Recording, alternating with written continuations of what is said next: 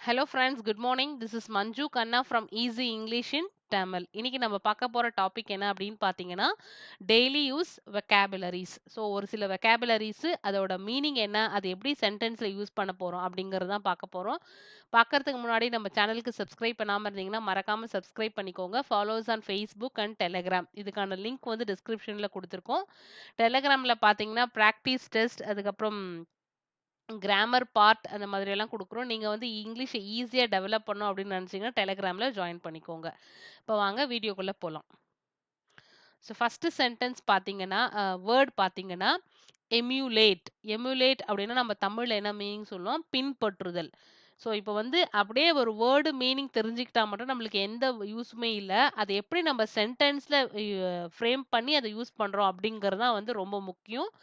எவ்ளோ வேர்டு கத்துக்கிறோம் அப்படிங்கிறது முக்கியமே கிடையாது. எவ்ளோ வார்த்தைகள கத்துக்கிட்டோம், அத எவ்ளோ யூஸ் பண்றோம், நம்ம எவ்ளோக்கு எவ்ளோ யூஸ் பண்றோமோ, அவ்ளோக்கு அவ்ளோ வந்து ஃப்ளூயன்ட்டா நம்மளால இங்கிலீஷ்ல பேச முடியும். ஸோ இப்போ இதுக்கு ஒரு எக்ஸாம்பிள் சென்டென்ஸ் பார்க்கலாம். He is emulating the skating skills of his older sister. இதுக்கு என்ன மீனிங் அப்படின்னு பார்த்தீங்கன்னா, அவர் தனது மூத்த சகோதரியின் ஸ்கேட்டிங் திறன்களை பின்பற்றுகிறார். ஸோ ஸ்கேட்டிங் ஸ்கில்ஸ் அப்படின்னு சொல்லியிருக்கோம். இந்த ஸ்கேட்டிங் ஸ்கில்ஸ் மட்டும் இல்ல. ஏதோ ஒரு ஸ்கில்ஸ் வந்து அவன் வந்து அக்கா கிட்ட இருந்து அப்படியே பின்பற்றுறான். பின்பற்றுறது அப்படின்றத நம்ம வந்து எம்யூலேட் அப்படின்னு சொல்லுவோம். So he is emulating the reading skills, writing skills, speaking skills எது வேணா இருக்கலாம். எந்த ஸ்கில் வேணாலும் இருக்கலாம். ஒருத்தர்கிட்ட இருந்து நம்ம பின்பற்றோம், ஃபாலோ பண்றோம் அப்படின்னா, அப்ப வந்து எம்யூலேட் அப்படிங்கிறத நம்ம சொல்லலாம். He is emulating the skating skills of his older sister. அடுத்த வேர்ட் பார்த்தீங்கன்னா, எனாக்ட். எனாக்ட் அப்படின்னா சட்டம் இயற்று. ஸோ இதுக்கு ஒரு example. A new law was enacted last month. கடந்த மாதம் புதிய சட்டம் இயற்றப்பட்டது. ஸோ எனாக்ட் அப்படின்னா சட்டம் இயற்றுறது. ஸோ இது நிறைய பார்த்தீங்க அப்படின்னா பொலிட்டிக்கல்ல தான் இந்த எனாக்ட் அப்படிங்கிறத யூஸ் பண்ணுவாங்க. ஸோ சட்டம் இயற்றுதல், இயற்றுறத வந்து நம்ம எனாக்ட் அப்படின்னு சொல்லுவோம். A new law was enacted last month. அடுத்த வேர்ட் என்க்ரோச், ஆக்கிரமிப்பு. என்க்ரோச் இதுக்கு example. The commissioner directed lawful proceedings for the removal of the encroachments from roads and lands reserved for parks. Commissioner பூங்காக்களுக்கு ஒதுக்கப்பட்ட நிலங்களில் இருந்து அத்துமீறல்களை அகற்ற சட்டப்பூர்வ நடவடிக்கைகளை மேற்கொண்டார். அதாவது அத்துமீறல்கள் எங்க அப்படின்னா வந்து நம்ம ஆக்கிரமிப்பு அப்படின்னு சொல்றோம். ஸோ கமிஷனர் வந்து பூங்காக்களுக்காக ஒதுக்கப்பட்ட நிலத்துல இந்த ஆக்கிரமிப்புகளை வந்து அகற்றதுக்கு நடவடிக்கை எடுக்கிறாங்க, அப்படி எடுத்தாரு அப்படிங்கிறது தான் இந்த சென்டென்ஸோட மீனிங். ஸோ ஆக்கிரமிப்பு அப்படின்னா என்க்ரோச் அப்படின்னு சொல்லலாம். என்டேஞ்சர், ஆபத்துக்கு உள்ளாக்கு. என்டேஞ்சர் இதுக்கு ஒரு example. Smoking will endanger our health. புகைப்பிடிப்பது நம் ஆரோக்கியத்திற்கு ஆபத்தை விளைவிக்கும். Smoking will endanger our health. So ஆபத்துக்குள்ளாக்கு. இங்க வந்து என்டேஞ்சர் அப்படிங்கறது நம்ம வேர்பா சொல்லியிருக்கோம். ஸோ ஆபத்துக்குள்ளாக்கு. Smoking will endanger our health. Endorse. Endorse அப்படின்னா என்னன்னு சொல்லுவோம்னா சப்போர்ட், ஆதரி. தமிழ்ல வந்து ஆதரி அப்படின்னு சொல்லுவோம். இங்கிலீஷ் மீனிங் வந்து சப்போர்ட் பண்றது. இதுக்கு ஒரு example. I endorse your reaction in refusing to pay a bribe. லஞ்சம் கொடுக்க மறுத்த உங்கள் நடவடிக்கையை நான் ஆதரிக்கிறேன். ஸோ ஆதரிக்கிறது தான் வந்து சப்போர்ட் பண்றது. என்டோஸ் அப்படின்னு சொல்றோம். லஞ்சம் அப்படின்னா பிரைப். மறுக்கிறதுக்கு refusing. So I endorse your action in refusing to pay a bribe. So ஆதரித்தல் அப்படின்னா என்டோஸ் ஞாபகம் வச்சுக்கலாம். இந்த சென்டென்ஸ்ல வந்து நம்ம வந்து பிரைப் புதுசா ஒரு வார்த்தை கத்துக்கலாம். லஞ்சம் அப்படின்னா பிரைப், மறுத்தல் அப்படின்னா ரெஃப்யூஸ் அப்படிங்கறதெல்லாம் கத்துக்கலாம். ஸோ இந்த மாதிரி நம்ம எவ்வளோ வேர்ட்ஸ் கத்துக்கிறோமோ அதை தினம் தினம் நம்ம யூஸ் பண்ணிக்கிட்டே இருக்கணும். எவ்வளோக்கு எவ்வளோ நம்ம ப்ராக்டிஸ் பண்றோமோ அவ்வளோக்கு அவ்வளோ ஃப்ளூயண்டா நம்மளால பேச முடியும். Enforce, செயல்படுத்து. The government is going to enforce the new law against the use of child labor. குழந்தை தொழிலாளர்களை பயன்படுத்துவதற்கு எதிராக அரசாங்கம் புதிய சட்டத்தை அமல்படுத்த போகிறது. ஸோ இங்க வந்து அமல்படுத்து, செயல்படுத்து அப்படிங்கிற இடத்துல வந்து நம்ம என்ஃபோர்ஸ் அப்படின்னு சொல்லணும். அதுவே சட்டம் இயற்று அப்படின்னு நம்ம ஆல்ரெடி ஒரு வேர்ட் பார்த்தோம். எனாக்ட். ஸோ சட்டம் இயற்று அப்படிங்கிற இடத்துல வந்து நம்ம எனாக்ட் யூஸ் பண்ணணும். அமல்படுத்துறாங்க, செயல்படுத்த போறாங்க அப்படின்ற இடத்துல வந்து நம்ம என்ஃபோர்ஸ் அப்படிங்கிறத யூஸ் பண்ணணும். So the government is going to enforce a new law against the use of child labor. இங்க வந்து புதிய சட்டத்தை வந்து அமல்படுத்துறாங்க. ஸோ அப்ப வந்து நம்ம என்ஃபோர்ஸ் அப்படிங்கிறத சொல்லலாம். அடுத்த word elucidate, தெளிவுபடுத்து, explain. So already நம்ம வந்து போன வீடியோல பார்த்துருக்கோம் எக்ஸ்பவுண்ட், அதுக்கானோட மீனிங் வந்து எக்ஸ்பிளைன் இன் டீட்டெயில். ஸோ ஒரே ஒரு மீனிங்ல நிறைய வேர்ட்ஸ் இருக்கு, சின்ன சின்ன டிஃபரன்ஸும் இருக்கு. ஸோ நம்ம இடத்துக்கு ஏத்த மாதிரி ஒவ்வொன்றும் யூஸ் பண்ணிக்கலாம். இந்த மாதிரி நம்ம தினம் தினம் கத்துக்கிறத வந்து பிராக்டிஸ் பண்ணாவே நம்ம நிறைய வெக்காபுலரிஸ் நம்ம வந்து இம்ப்ரூவ் பண்ணிக்கலாம். ஸோ இதுக்கு எக்ஸாம்பிள் பார்த்தீங்கன்னா, I'm sorry, I couldn't understand your lecture. Could you elucidate the main points? மன்னிக்கவும், உங்கள் சொற்பொழிவை என்னால் புரிந்து கொள்ள முடியவில்லை. முக்கிய கருத்துக்களை நீங்கள் தெளிவுபடுத்த முடியுமா? ஸோ எலுசிடேட் அப்படின்றது வந்து எக்ஸ்பிளைன் பண்ண முடியுமா? என்னால வந்து புரிஞ்சுக்க முடியல நீங்க சொன்னது.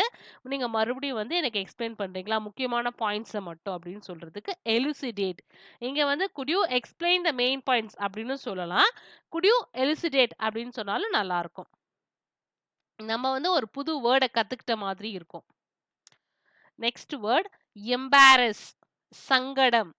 To make someone feel uncomfortable or ashamed. மற்றவங்க வந்து சங்கடப்படுற மாதிரி வந்து பண்றது தான் வந்து எம்பாரஸ் அப்படிங்கிறது. இதுக்கு ஒரு எக்ஸாம்பிள் பார்த்தீங்கன்னா, my colleague embarrassed me at the meeting by remarking about the clothes I was wearing. So ஒரு மீட்டிங்ல வந்து என்னோட கொலீக் வந்து நான் போட்டுட்டு இருந்த ட்ரெஸ்ஸை பத்தி ரிமார்க் சொல்லிட்டு என்னை வந்து ரொம்ப அந்த ரிமார்க் சொன்னது வந்து என்னை ரொம்ப சங்கடப்படுத்துச்சு. ஸோ உன் ட்ரெஸ் அப்படி இருக்கு இப்படி இருக்கு அப்படின்னு சொல்லிட்டு சொல்லுவாங்களே நம்ம ஃப்ரெண்ட்ஸ் எல்லாம், அந்த மாதிரி அவனோட கொலீக் சொன்னது வந்து அவன் மனசுக்கு வந்து ரொம்ப சங்கடத்தை கொடுத்துச்சு அப்படிங்கறத இந்த சென்டென்ஸோட மீனிங். ஸோ எம்பாரஸ், சங்கடம். To make someone feel uncomfortable or ashamed. Next word என்னன்னு பார்த்தீங்கன்னா எமிகிரேட். எமிகிரேட்க்கு என்ன மீனிங்னா to leave one's country and settle in some other country. தாய் நாட்டை விட்டு வேறு நாட்டில் சென்று குடியேறுதல். ஸோ இப்போ வந்து நம்ம நாட்டில இருந்து வேற ஒரு நாட்டுக்கு போயிட்டு குடியேறாங்க அப்படின்னா வந்து அதை வந்து நம்ம எமிகிரேட் அப்படின்னு சொல்லுவோம். இங்க இருந்து வேற ஒரு நாட்டுக்கு போயிட்டு குடியேறத எமிகிரேட். இதுக்கு ஒரு எக்ஸாம்பிள் என்ன அப்படின்னு பார்த்தீங்கன்னா, Meena is planning to emigrate to South Africa. Meena தென்னாப்பிரிக்காவிற்கு குடியேற திட்டமிட்டுள்ளார். ஸோ அவங்க வந்து இங்க இருந்து தென்னாப்பிரிக்காவுக்கு வந்து குடியேற போறாங்க அப்படின்ற போது நம்ம எமிகிரேட் அப்படின்னு சொல்லுவோம். அந்த மாதிரி குடியேறவங்க நம்ம என்னன்னு சொல்லுவோம்னா அந்த பர்சனை வந்து எமிகிரேண்ட். இப்போ வந்து மீனா தான் வந்து எமிகிரேட் ஆக போறாங்க. அப்ப நம்ம மீனா வந்து எமிகிரேண்ட், த பர்சன் ஹூ எமிகிரேட்ஸ், யார் வந்து போறாங்களோ அவங்கள வந்து நம்ம எமிகிரேண்ட் அப்படின்னு சொல்லலாம். அதே வந்து மத்த நாட்டுல இருந்து வந்து இங்க வந்து குடி வர போறாங்க அப்படின்னா அவங்கள வந்து நம்ம இமிகிரேண்ட் அப்படின்னு சொல்லலாம். இமிகிரேட். ஸோ எமிகிரேட்னா இங்க இருந்து வெளிநாட்டுக்கு போறது, வெளியில இருந்து இங்க வந்து வந்து இமிகிரேட் அப்படின்னு நம்ம சொல்லுவோம். ஸோ ரெண்டுமே வந்து ஆப்போசிட் வேர்ட்ஸ் மாதிரி தான். இதுக்கு என்ன ஒரு ஈஸியா எக்ஸாம்பிள் சொல்லலாம் அப்படின்னு பார்த்தீங்கன்னா, எக்ஸ்போர்ட், இம்போர்ட். நம்ம எப்படி வந்து எக்ஸ்போர்ட்ட வந்து ஏற்றுமதி, இங்கிருந்து நம்ம அனுப்புறத வந்து ஏற்றுமதின்னு சொல்லுவோம். மத்த கண்ட்ரிலேருந்து வாங்குறது நம்ம இறக்குமதி, இம்போர்ட் சொல்லுவோம் இல்லையா? அதே மாதிரி தான். இங்கிருந்து போறவங்கள நம்ம வந்து எமிகிரேட் சொல்லுவோம். அங்கிருந்து வந்து இங்க செட்டில் ஆகுறவங்கள வந்து நம்ம இமிகிரேட் அப்படின்னு சொல்லலாம். அடுத்த word enrage. To make someone very angry. So அதிகமா மத்தவங்கள வந்து கோபம் ஊட்டுறது தான் வந்து என்ரேஜ் அப்படின்னு சொல்லலாம். இதுக்கு என்ன சென்டென்ஸ் பார்த்தீங்கன்னா, they were enraged when they saw how laboratory animals were being treated. ஆய்வக விலங்குகள் எவ்வாறு நடத்தப்படுகின்றன என்பதை கண்ட அவர்கள் மிகுந்த கோபம் அடைந்தனர். ஸோ லெபார்டரியில வந்து அனிமல்ஸ் எப்படியெல்லாம் ட்ரீட் பண்றாங்கன்னு பார்த்த உடனே அவங்களுக்கு வந்து ரொம்ப கோபம் வந்துருச்சு. ஸோ அதான் வந்து enrage, to make someone feel very angry. Next enrapture, to fill someone with great joy. மத்தவங்கள வந்து நம்ம ரொம்ப சந்தோஷத்துல வந்து மெய் மறக்க செய்யறோம் இல்லையா? அதான் வந்து enrapture. அதுக்கு என்ன சென்டென்ஸ் அப்படின்னு பார்த்தீங்கன்னா, The beautiful music enraptured the audience. அழகான இசை பார்வையாளர்களை மெய்மறக்க செய்தது. ஸோ ஏதோ ஒரு ஃபங்ஷன் அந்த மாதிரி போறோமா, அங்க வந்து மியூசிக்லாம் போடுவாங்க இல்லையா?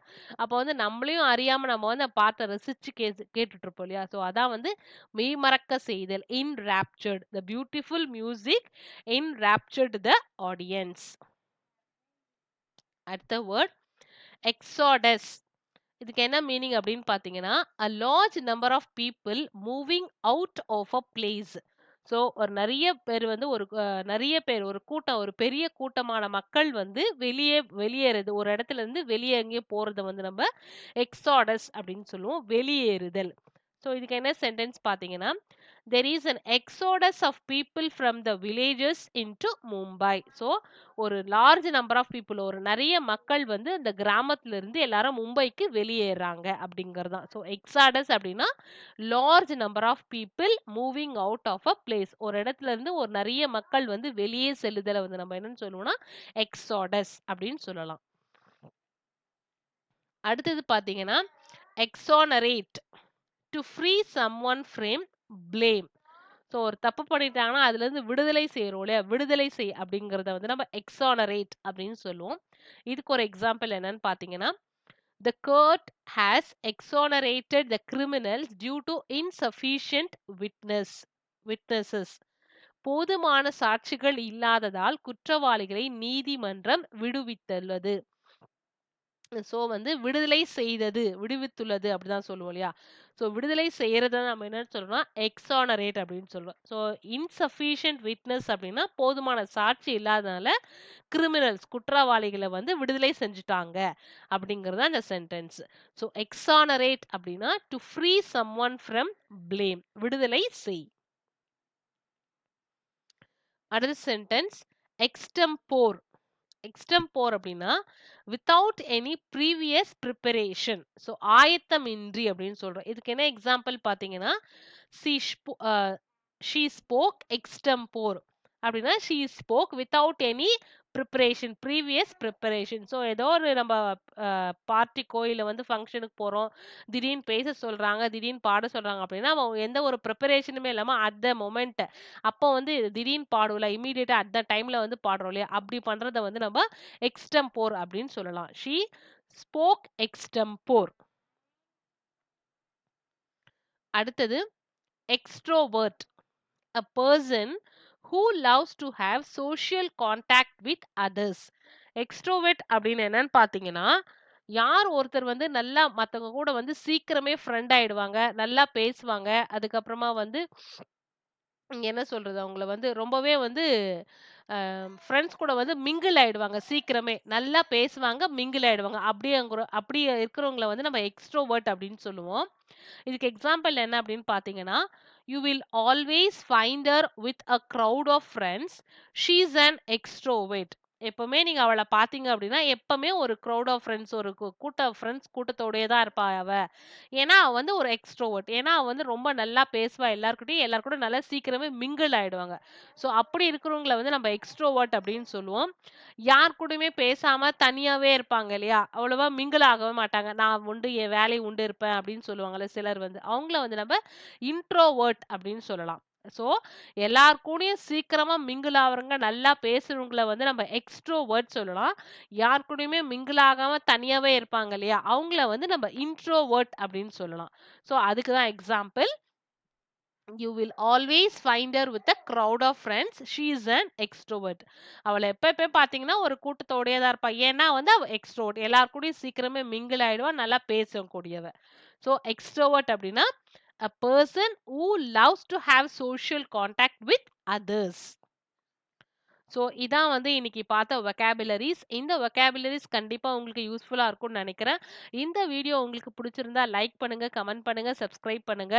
மறக்காம பெல் ஐகான கிளிக் பண்ணுங்க. அதுல ஆல் அப்படிங்கிற ஆப்ஷன சூஸ் பண்ணுங்க. நீங்க ஆல் சூஸ் பண்ணா தான் நாங்க அப்லோட் பண்ற எல்லா வீடியோஸும் உங்களுக்கு நோட்டிஃபிகேஷன்ல வரும். உங்களுக்கு ஏதாவது இந்த வேர்ட் சென்டென்சஸ் பத்தி சந்தேகங்கள் இருந்தா கண்டிப்பா நீங்க கமெண்ட்ல கேட்கலாம். தேங்க் யூ ஃபார் வாட்சிங் திஸ் வீடியோ.